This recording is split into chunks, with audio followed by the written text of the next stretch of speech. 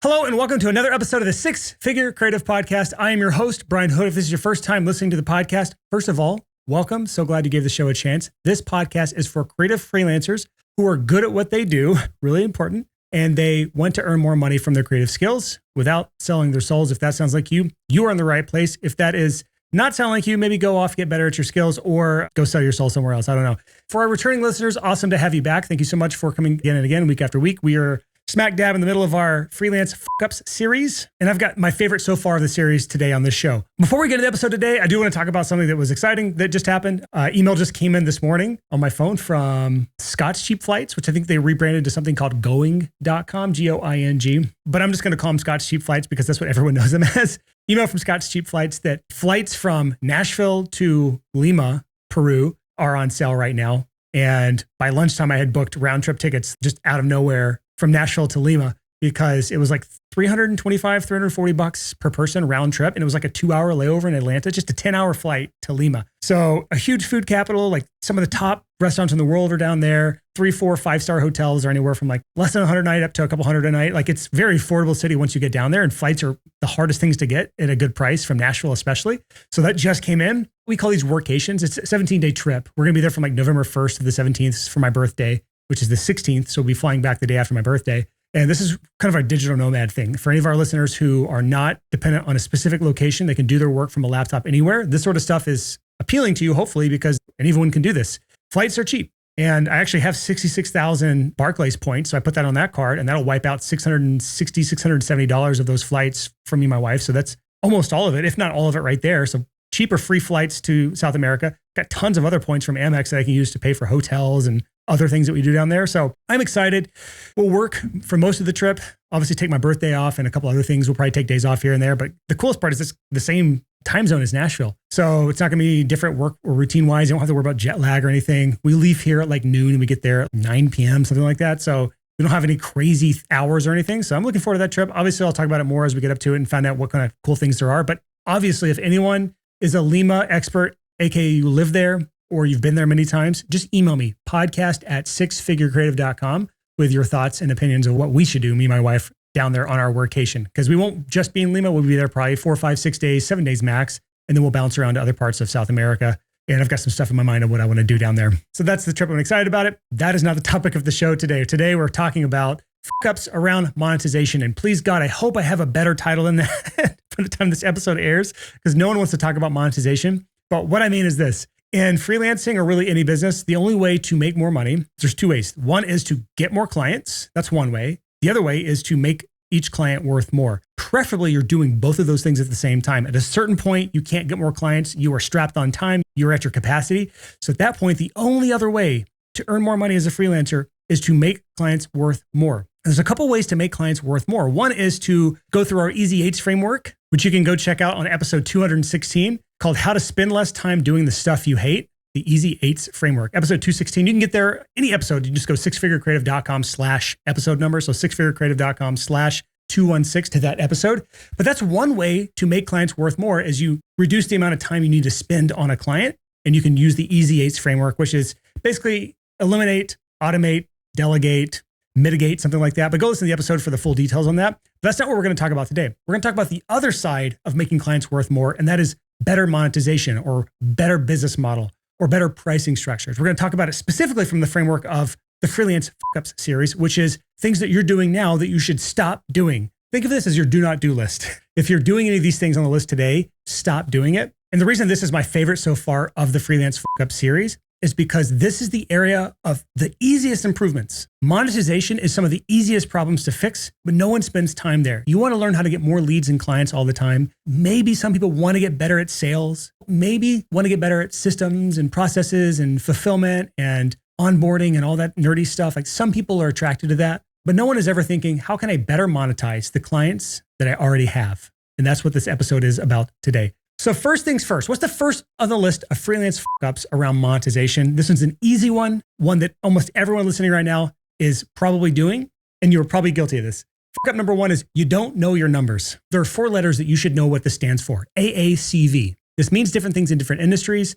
In our industry, I call this average annual client value. Easiest way to sum this up is how much is one client worth to you over the span of a year. And you can usually look at it as calendar years. This is not a perfect way to do it, but that's the easiest way to do it. So if you just look back on 2022, or you look back on the first half of 2023, because we're on the second half now, how many clients did I have over this time period? And how much money did I earn? If you know those two numbers, you can figure out your AACV. So if you earned $50,000 and you had 10 clients, each client is worth $5,000. That's the easy way to do it, because you take $50,000 and you divide it by your 10 clients, and your AACV, average annual client value, is about $50,000. Really, that's not the best way to do it. You want to do it over a full year so you actually get average annual client value and not just average client value over a 6-month period. I hate math. I'm not going to get way into math right now, but if you look over it for a 12-month period, that's the best way, most accurate way to look at it. The reason this matters so much is if you know this number, you now can make the decision on what needs to be fixed. Is this number bad, or is my total number of clients bad?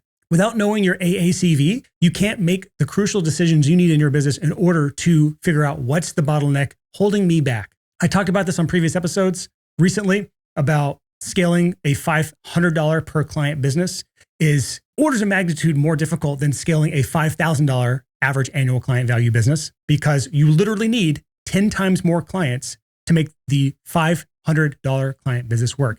Again, I'm throwing numbers out at you right now. I promise I won't do this the entire episode, but I'm trying to make a point. Sometimes fixing your bad business is as simple as just knowing your numbers. And if you don't know your numbers, it's like not knowing what's in your bank account right now. You can't make the right decisions if you don't know what's in your bank account right now. So this is just part of knowing your bank account numbers. If you know what's in your bank account, you know how much you have to spend. It's the same as just knowing your average annual client value. You know how much a client is worth. And that means we now know how many clients we need to get to your goals. Without knowing these numbers, you're essentially just trying to get from point A to point B in the middle of the night with no headlights and no GPS. You're running blind. When you're running blind, you are bound to hit obstacles, run into roadblocks. It's going to take 10 times longer to get there than it should. Imagine trying to drive from New York to LA or from Paris to Rome. You're trying to drive all that way, no GPS. It's the middle of the night. You've got no headlights. What are you going to do? Really difficult. You need to know your numbers. And if you don't know your numbers, you need to fix this. Again, this is an easy one. This is a crucial one. Average annual client value. How much is one client worth to me on average over the period of a year? Just go back, look at 2022 for the best numbers that you got. Your total income divided by your total number of clients to get you some sort of number so we know what we're working with here. Once you know that number, anything below $2,000 is going to be a really tough business to scale. Anything $5,000 or more, you're going to have a much easier time to grow and expand into a very good business. Now we're on to freelance fuck up number 2 when it comes to monetization. And that is you're staying on hourly or day rates for too long. Don't get me wrong. If you're brand new and you're just getting started, don't try to figure out like a productized service and a flat rate to pay. Like all that stuff can be figured out as you go. So you can go on day rates and hourly rates. That's fine at the very beginning. But if you're stuck there for too long, this is a bad thing. And if for no other reason than just the simple fact, your clients are paying you for results, not for hours. Nobody cares about hours. Yes, when you're in a day job, people think through dollars per hour and getting paid per hour and how many hours did you work, and that's going to dictate your pay. In the freelance world, when we're offering solutions or outcomes to people and we're doing value-based pricing, now we are detached from hours worked. And now instead of hours worked, we're held to what's the result that we gave our clients. Is the song the quality that they came to you for as a music producer? Is the video hitting all of the things that they asked for? Did you capture all of those amazing moments in the wedding as a photographer? Did you edit out all of the fuck-ups on the podcast and bleep all of the F-bombs as the podcast editor? Thanks, Leland. For some of you listening right now, this is the time it makes sense to move away from hourly and away from day rates towards a more packaged flat rate offer. That's the only way to get a disproportionate return on your time. At a certain point, you cannot get past your income bottleneck on a day rate. It just does not work, because whenever you start actually earning what you should be earning as a freelancer, which is over $100 per hour, your clients are going to start pushing back if they know what you're earning per hour, because in their heads, I can't pay someone $100 an hour. Now you're letting their bad money mindset dictate what your prices are. But if you detach those two things and you focus on the outcomes you're giving them, you're going to be able to actually start scaling your income, because you're no longer tied to dollars for hours. You're now tied to outcomes for dollars. There's a kind of a side issue with this, by the way. For many of my people who are from the video production world and designers or illustrators, or really anybody working underneath agencies, there's actually an even worse place to be than just charging hourly. And that's actually charging hourly and day rates under an agency or as a part of a production team. This is the same exact thing, except worse, because I don't look at those as freelancers. If those people come to me for client acquisition, I can't help them. They are working underneath an agency, and the agency is hiring that butt in the seat for a day rate or a per hour rate. You actually don't have clients. You have a legitimate boss, and you might even have a case for it being a part-time job with benefits in many cases. It's the same with a production company. If you are a videographer and you're not actually in charge of the project or the client, you're hired underneath a production company. It's the same exact thing. You're really just a glorified butt in a seat as a part-time job. And you're not really looking for clients at that point. You're looking for other people to hire you for jobs. You don't dictate the terms. You don't dictate the pricing. You are really, really held to what the market says that butt in that seat is worth for this type of gig. That's a side thing for some other listeners for the podcast, especially those in the video niche, and some that are designers or illustrators that work underneath agencies.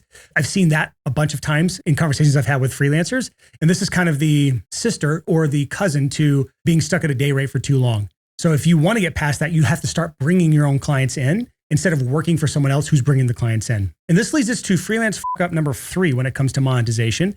And this is a lot of times why you can't get away from the hour and day rates. You are offering low value services in highly competitive button seat industries. If you're not sure what that means, hear me out. Many people right now are offering services that I could directly go onto Fiverr.com or Upwork.com and find that exact service at the same or similar quality as you for likely a lower price or even the same price. If that's the case, you are offering low value copycat services. And by doing that, you've literally put a cap on how much you can charge. If this sounds like you, we've got a couple episodes to send your way just to help you out with this. If you're newer, there's episode 256, which is more of the recent episodes. It's called Choosing the Right Services to Sell as a Freelancer as the part of a Back to Basics series. And that can be a really good first step on getting away from button seat copycat freelance services that are on Fiverr. There's also episode 213 called The 4 Best Ways to Become More Valuable to Your Clients so you can charge more.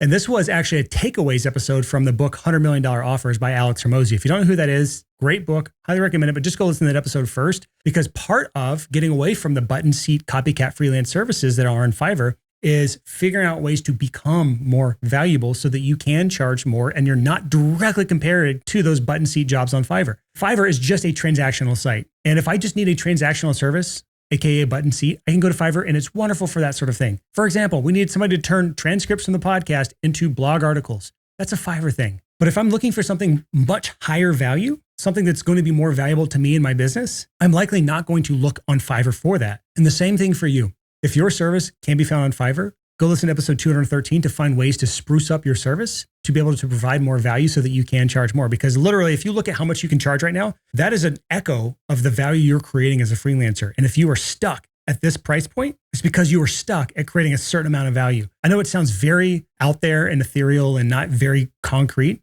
because value is not a very simple and straightforward thing for us to calculate and figure out in many industries, and that's okay. But go listen to episode 213 for more on that.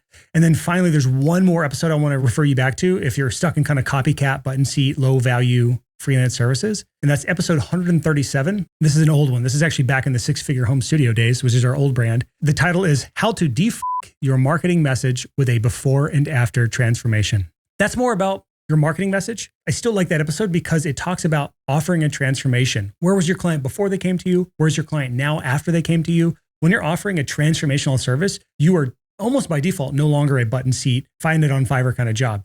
You are now able to show exactly what you can do for somebody when you're doing a transformational service. So if that sounds like something you might need, go listen way back to episode 137. But that's mistake number 3, is you're stuck in this low value, highly competitive, button seat, copycat freelance world. Horrible place to be. Freelance up number 4 is no recurring revenue. As a freelancer, this is actually surprisingly uncommon in many industries and niches for people to think through, like, how can I offer my service as a recurring offer, whether it's a subscription or a retainer, whatever you want to call it. In some niches, this is completely common. I'm not going to pretend that every freelance industry suffers from this, but if you're a freelancer and you don't have recurring revenue coming in the bank every single month from clients on a subscription or retainer, pay attention, because this is an easy way to fix your average annual client value problem. There's a book called Automatic Customer. It's an old one, but a good one. And it's worth asking ChatGPT about a summary of it. I'll say that. It's worth an audiobook listen. It's worth a browse through. It's not really built for freelancers, but if you're clever enough, you can put the principles from that book into your mindset about freelancing. But the gist is this: every client that you get as a freelancer, or you can call them customers, he calls them customers, same thing. Every client that you get that's on a recurring basis for you, like a subscription, is an automatic customer. That means you get them one time and they keep paying you again and again and again and again and again every single month automatically.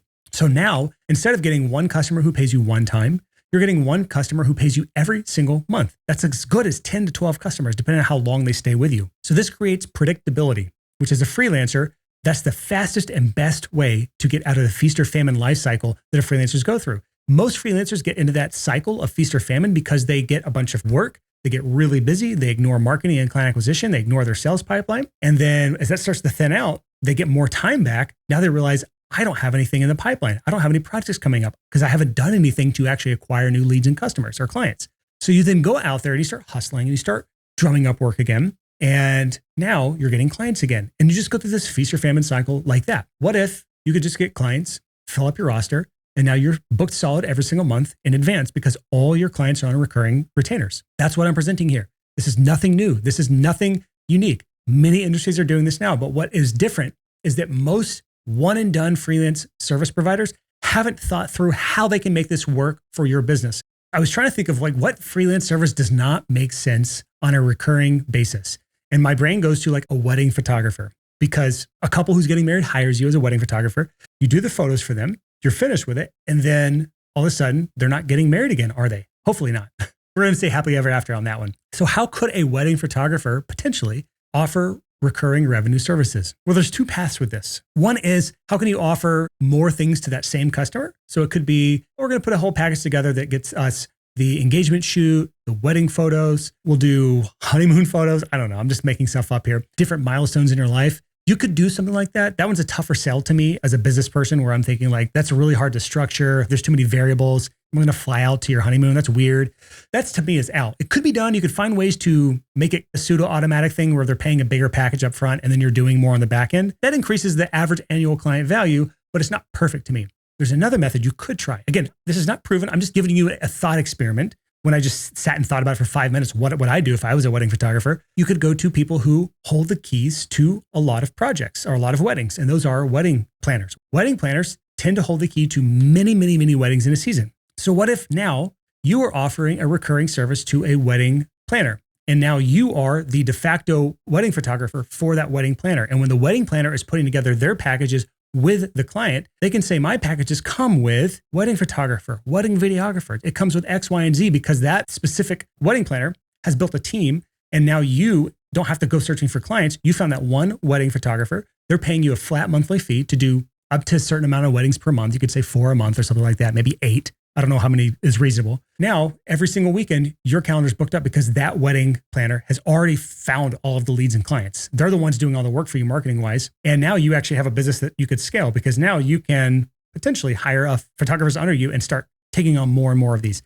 Again, there's probably plenty of holes to poke in that if you are a dedicated, legitimate wedding photographer. So I'm not saying that this is the end all be all to solving this problem. But what I am saying is, if you can sit and think about it, you can find potential solutions in any niche. So I want to go back to episode 223 called Shifting Your Clients from One-Time Projects to Monthly Recurring Subscriptions. That's with Anime Tonkin. And she's in a niche that you just wouldn't think that it's able to go from a one-time project to a recurring subscription. She made it work, and she's making tons of money from doing that. So instead of being the person who says, I can't because X, Y, and Z, now become the person who says, I'm not, but how can I? From I can't to how can I? Big difference in outcome and mindset and success versus failure. If you want to be an I can't because of X, Y, Z type of freelancer, go for it. I'm not your podcaster. Go find someone else. But if you're the type of person who's like, I'm not currently doing that, but I'm interested, how could I do that? If you're a curious-minded person like that, you're going to do well here, especially for our new people. And just to really hone in on why this is important is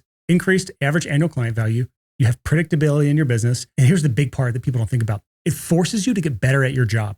As a freelancer, you're offering a service. And when clients are paying you every single month for that service, they now have to make the decision, is this worth it? And if they can't say yes, they're going to start canceling. And if your clients are canceling, there's a problem somewhere. And that usually lies with you and your ability to actually keep your clients happy. So sometimes it's your skills. Sometimes it's something outside of that that you have to work on in your business to keep clients on longer, making sure that expectations are set properly, making sure communication's right, making sure they're actually utilizing your service. But it forces your service to become better so that clients want to stay. The goal is to get to the point where if the credit card fails that they're paying you on, they're reaching out to you to update it versus you reaching out to them. That's when you know you've succeeded. If you think about some of your services that you're subscribed to and depend on, for many of you, it's Netflix or something like that. It could be Disney Plus, I don't know. And it could be your internet. If that service stops, you are seeking it out to update your credit card information versus the service that you don't really care about. It could be Disney Plus, it could be Netflix, where if it cancels, you're like, I needed to cancel that anyways. Probably your Planet Fitness subscription, if you have that. That's a good one that most people just will let die off if it cancels on them. But that is freelance up number 4 on monetization. And that is you have no recurring revenue. Terrible place to be. We got 2 more to go. We're on freelance up number 5 when it comes to monetizing your services. You are pricing your services off of emotion or gut instead of value or numbers or logic. I could probably title that one better. Let's try it again. You are basing your pricing off of gut or worse, emotion. And there's usually a few reasons for this. It could be ignorance. Maybe you just don't know how to actually structure your pricing and how to think through it logically in a way that makes the most sense and is fair for the client and fair for you and is a win all around, but ultimately helps your business out. So it could be an ignorance thing. In many cases, it's tied to imposter syndrome. You don't feel like you deserve it, so you self-sabotage your pricing. That's the emotional side where you're like, I'm basing this on emotion. I don't feel like I deserve this, so I'm never raising prices because of this. It could be based on fear as well, which is kind of like imposter syndrome. But when I'm talking about fear here, I mean fear of losing the client. If I raise my prices, are my old clients going to come by? Am I going to lose those clients? Or if I quote at the higher rate here, I feel like I'm going to lose the potential client. A lot of times this is due to personal attachment as well.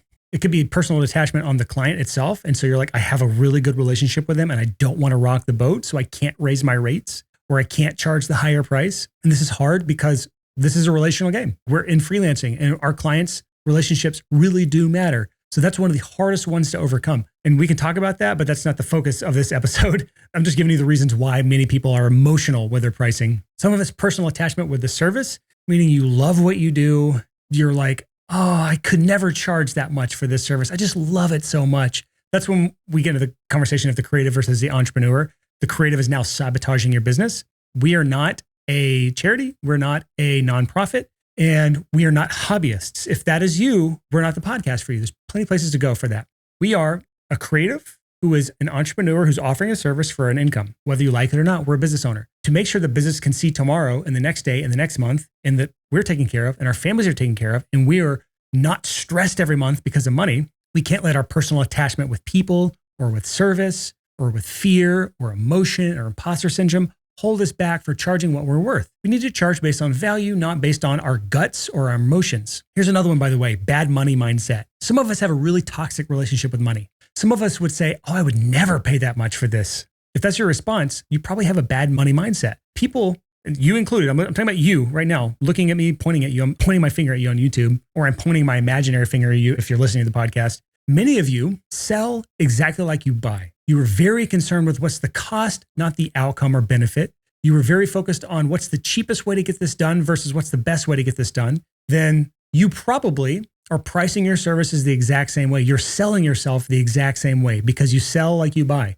So if you're the type of person who struggles with pricing yourself appropriately, it's probably because, if you're being honest with yourself, when you're analyzing something, you're so focused on the price tag and you don't think about the benefit attached to that. And this isn't just money, by the way. This can be time, energy. This can be relationships. You're focused on what's the cost versus what's the benefit. And I'm not going to sit here and explain all of this. I'm just saying, if you ever catch yourself saying, I would never pay for that, or I would never pay that much, this is something to explore deeper here. We found a root cause that needs to be addressed because that's likely what's holding your rates back. And kind of a cousin to this is the thought that all my clients are broke. This can sometimes be true. We'll talk about that in a second. Many times, you're the one who's broke. And because you're broke, you think everyone else is broke. Or it could be that you have the victim mentality. And because you fall into victim mentality, just because you see something going wrong in the world, or you see something on the news about an economy collapse or something, you just assume that that's affecting everybody. I'll give you an example. There was somebody I was talking to, and they were complaining about not being able to get clients because they couldn't afford their rates. And I dug into it and I asked more information.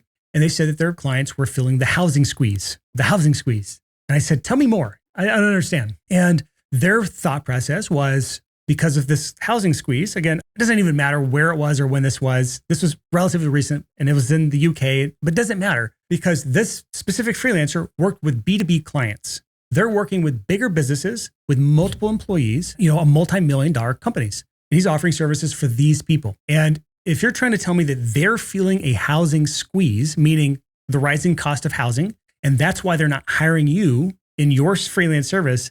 There's a disconnect there. You're lying to yourself. I had a similar one in the music space. This music producer was telling me that his clients couldn't afford him because something about the economy. And I said, great, let's talk about that. Are your clients fully dependent on their music careers to pay for your music production services? No, they have day jobs. Okay. Have your clients lost their day jobs? No. Okay. So what's the problem here? Your clients have the same job they've had for the last several years. They're getting paid the same or more today.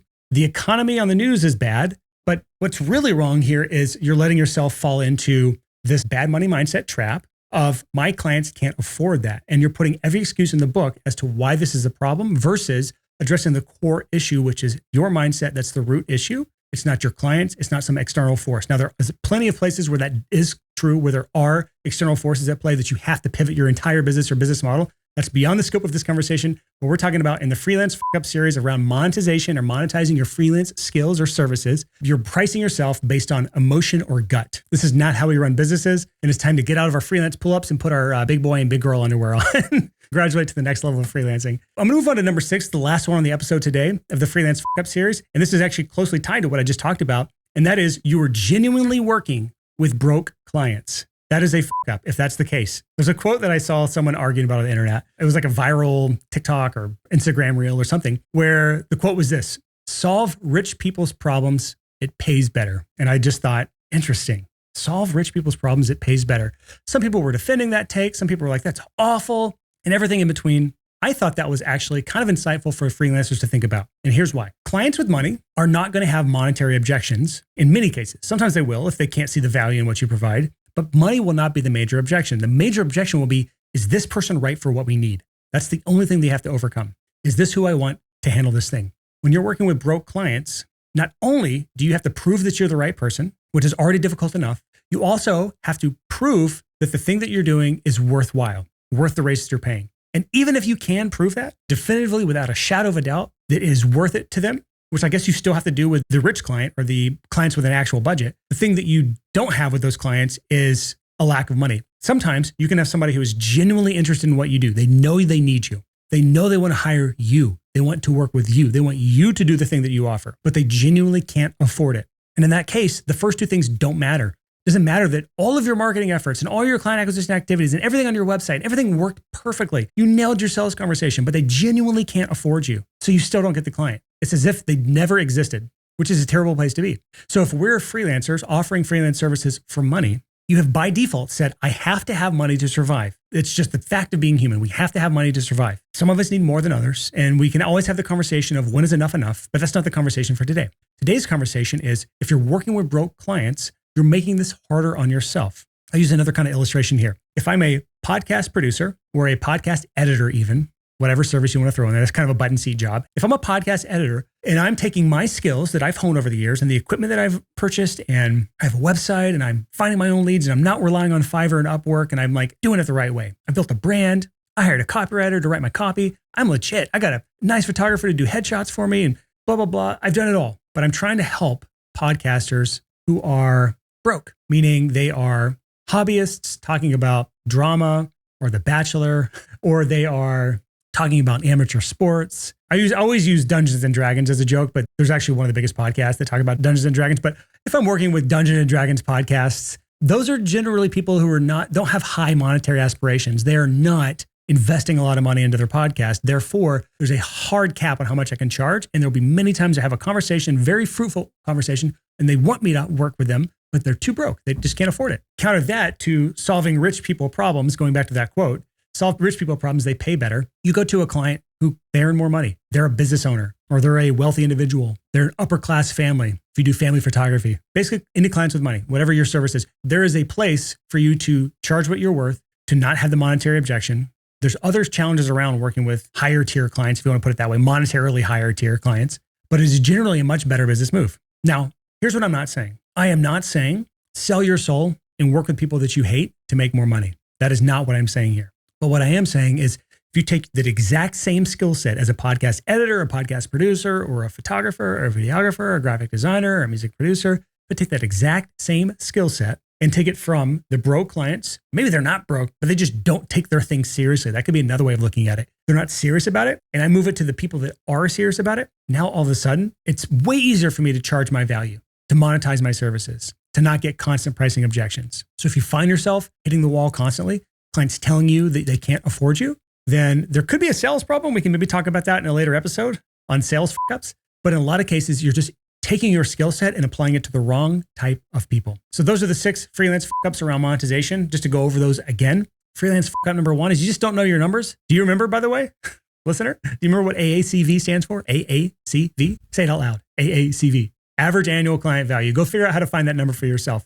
Number 2, staying on hourly/day rates for too long. If that sounds like you, go back to listen to that part. There's a few episodes that I think I recommended there. Fuck-up number 3 is offering low value, highly competitive, butt and seat copycat services, AKA things I can go find on Fiverr right now. Fuck-up number 4 was you have no recurring revenue in your freelance business. That's a big one. Number 5 is you were setting your rates and pricing your packages based on gut or worse emotion. And there's a lot of junk to uncover there and unpack there. Maybe we could have a full episode on the emotions of pricing at some point if you want it. And then fuck-up number 6 is working with broke clients. The best quote ever is solve rich people problems. It pays better. So if you have any feedback, any thoughts, any ideas you have on this that you want to share, just email me podcast@sixfigurecreative.com. That's the number 6figurecreative.com. Love to hear back from you. Otherwise, thank you so much for listening to the 6 Figure Creative Podcast.